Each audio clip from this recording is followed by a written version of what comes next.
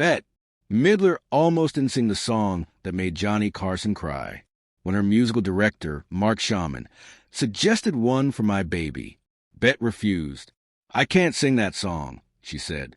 "I'll be too nervous to hit those high notes." Shaman pushed back.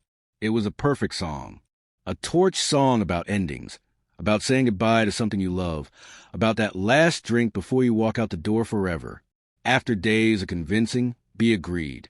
She found the right key, rehearsed until she could sing it in her sleep, walked onto the Tonight Show stage on May 21st, 1992, ready to give Johnny Carson the farewell he deserved. What Bette didn't prepare for was her own heart as she sang. She looked at Johnny, the man who'd launched her career, the man who believed in her when nobody else did, the man who was leaving television forever. Her voice cracked with emotion, and then she saw something that broke her completely. Johnny Carson was crying, not performing tears, real tears streaming down his face as she sang about rainy days and last rounds and walking away. Bette finished the song, ran to Johnny, threw a layer around his neck, and then Bette Midler, the divine Miss M, burst into tears so hard she had to run off stage. 18 million Americans watched two legends say goodbye, and nobody had a dry eye. Johnny Carson's relationship with Bette Midler began 20 years before that final night. In 1972, Bette was a young singer performing at the Continental Baths in New York City, a gay bathhouse. Not exactly the launching pad for mainstream stardom. But Bette didn't care about mainstream. She cared about performing, about connecting with audiences, about being the boldest, loudest, most outrageous version of herself. Word spread about this brash singer from Hawaii who could belt out songs while making audiences laugh and cry in the same set. Johnny Carson heard about her. In an era when most television hosts played it safe, Johnny took a chance. He invited this unknown bathhouse singer onto the Tonight Show. It was a risk. Network executives were nervous. Sponsors were wary. But Johnny trusted his instincts. Bette Midler walked onto that stage and changed everything. Bette Midler walked onto that stage and changed everything. She was funny, talented, uninhibited, and absolutely magnetic. America fell in love with her that night. And Bette never forgot who gave her that chance. Over the next 20 years, Bette became one of Johnny's favorite guests. She appeared on The Tonight Show dozens of times. Each appearance was an event. Bette would sing, tell outrageous stories, flirt with Johnny, and leave audiences wanting more. Their chemistry was undeniable. Johnny, usually so controlled and professional, would loosen up around Bette, laugh harder, take more risks, let his guard down in ways he rarely did with other guests. It wasn't romantic. It was something deeper. Mutual respect, genuine affection, the bond between two professionals who recognized greatness in each other.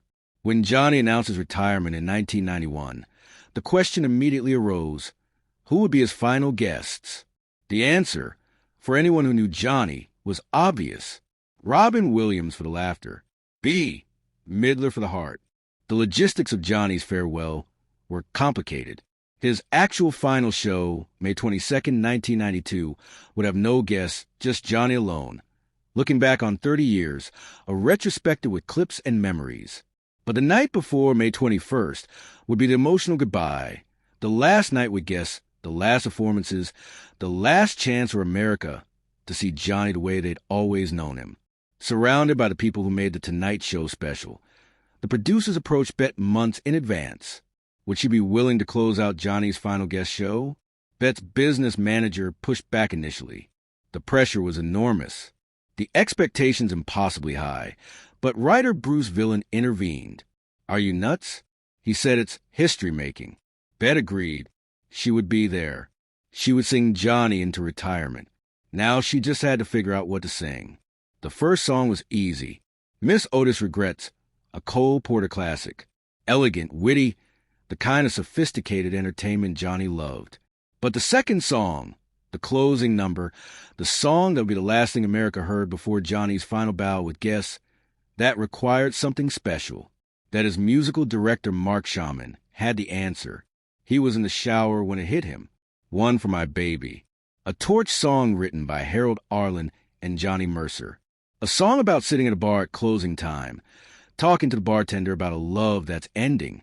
A song about that moment when you know it's over, but you're not ready to leave. It was perfect. Too perfect. Bette wasn't sure she could handle it. I can't sing that song. She told Shaman those high notes. I'll be too nervous. I'll crack. Shaman wouldn't let it go. They found the right key. Rehearsed for days. Bette finally agreed, still uncertain she could pull it off without falling apart. May 21st, 1992. The atmosphere at NBC Burbank was electric. Everyone knew this was the end of an era. 30 years, 11,000 episodes, 30,000 guests. The longest-running late-night show in television history was ending, and everyone wanted to be there for the final night with guests. The studio audience arrived hours early. Staff members, who hadn't cried in years, were already emotional, and Johnny Carson, the man at the center of it all, walked past the crew on the way to the stage and said only 2 words, "One more." The show began with something unprecedented. When Johnny walked to the curtain, the audience gave him a standing ovation, not the usual applause, a sustained, thunderous 2-minute ovation. Johnny tried to quiet them. "This is getting embarrassing," he said, but the audience wouldn't stop. They needed him to know what he meant to them. Finally, the applause faded. Johnny did his monologue, his last monologue ever, written by Jim Mulholland, Stephen Kunis, and Riff Fournier. Sharp, funny, everything a Tonight Show monologue should be. And then it was time for the guests. Robin Williams came out first. He was pushing a massive rocking chair with guitars for legs. Johnny climbed into it, rocking back and forth, doing an old man voice. "Can I sit in the sun today?" Robin was manic. Brilliant. Exactly what the show needed. Pure laughter. Pure joy. A reminder why The Tonight Show had been appointment television for 3 decades. Robin and Johnny had a special bond, too. Years earlier, when Johnny was struggling with a particularly difficult show, Robin had come out unscheduled and saved a night with his improvisational genius. Johnny never forgot that. "He saved my ass," Johnny said later.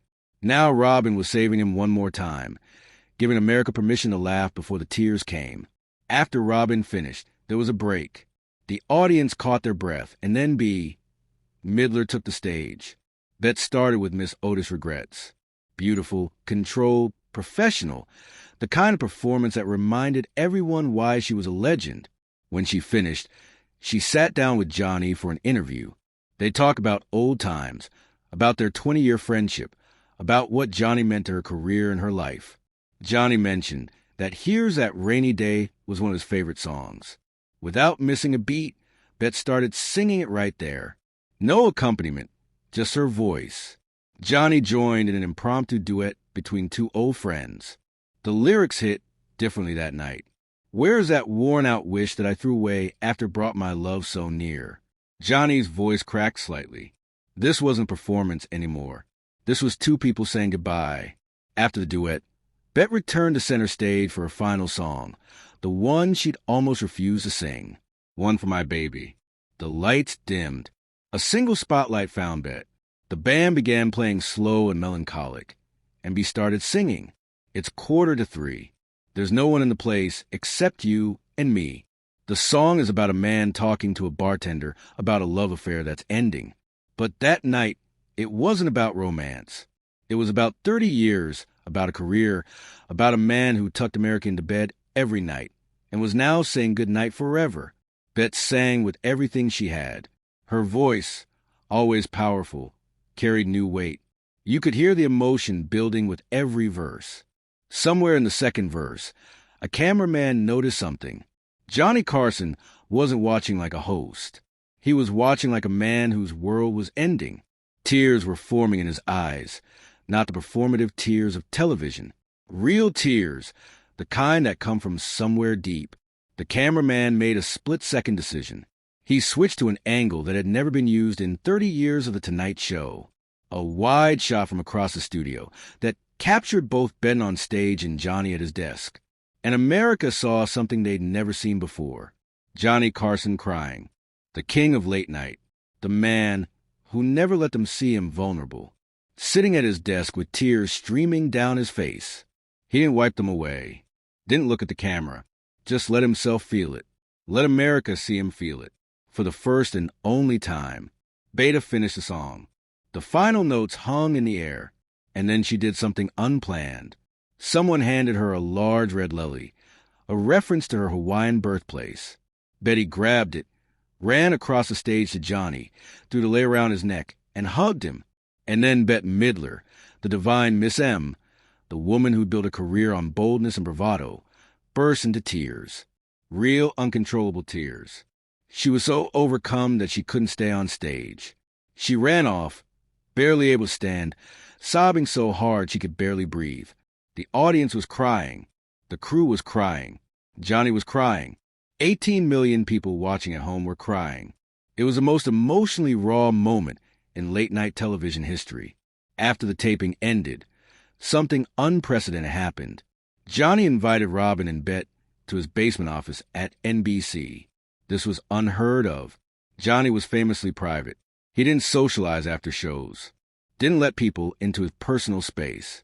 But that night was different. That night, Johnny needed to be with the people who'd helped him say goodbye. They talked for hours about the show, about their lives, about what came next. For Johnny, what came next was silence. He would rarely appear in public again, would live out his remaining years in Malibu, watching the ocean, playing tennis, sending occasional jokes to David Letterman, the man who talked to America every night for 30 years, would barely talk to anyone at all. The episode from May 21st, 1992 won an Emmy for Best Individual Performance in a Variety or Music Program. Bette Midler's performance was recognized as one of the greatest moments in television history. Years later, Bette would call it one of the most emotional experiences of her life. "I almost didn't do it," she said. "Marcus had to convince me. And then when I was singing and I looked at Johnny and he was crying, I couldn't hold it together. None of us could." The image of Johnny Carson crying became iconic. It humanized a man who'd spent 30 years being perfect, showed America that beneath the polish and professionalism was a person who felt things deeply, who loved his job, who wasn't ready to leave, who was leaving anyway because he knew it was time. Johnny Carson died on January 23, 2005. He was 79 years old.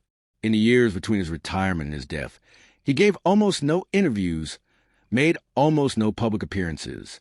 Let the legacy of those 30 years speak for itself. But when people remember Johnny Carson, they often remember that final night with guests. Not for the jokes, not for the clips, for the tears, for the moment when the king of late night let America see his heart. David Letterman, who considered Johnny his mentor, paid tribute on his show after Johnny died. He told the audience that in Johnny's final months, Carson had been sending him jokes. Letterman would use them in his monologue, and Johnny would watch at home, getting a big kick out of it. Letterman ended his tribute by having Doc Severinsen play Here's That Rainy Day, the same song Johnny and Bette had sung together that final night. The story of Johnny Carson and B. Midler is a story about endings, about how even the best things have to end, about how the people who help us along the way become part of our story forever. B. Midler gave Johnny Carson's farewell a song she almost didn't sing, a moment she almost couldn't handle. But she did it because he'd done it for her 20 years earlier. He'd taken a chance on. A young singer nobody believed in. And she repaid that chance with the most beautiful goodbye television has ever seen. If you've ever had to say goodbye to something you love, you understand what happened that night. The fear, the sadness, the overwhelming gratitude for everything that was. Johnny Carson hosted The Tonight Show for 30 years. He interviewed 30,000 guests. He told hundreds of thousands of jokes. But the moment people remember most is the moment he stopped performing. The moment he let them see him cry. Because that's when they knew it was real. That's when they knew it was over. And that's when they knew they'd never forget. Subscribe for more stories about the moments that made television history. Share with someone who remembers watching Johnny. And comment below what was your favorite Johnny Carson memory. Because for 30 years, Johnny Carson tucked America into bed. And on May 21st, 1992, B. Midler tucked Johnny in with a song with a lei, with tears that couldn't be faked. The farewell that made America cry. The ending that was perfect because it wasn't perfect.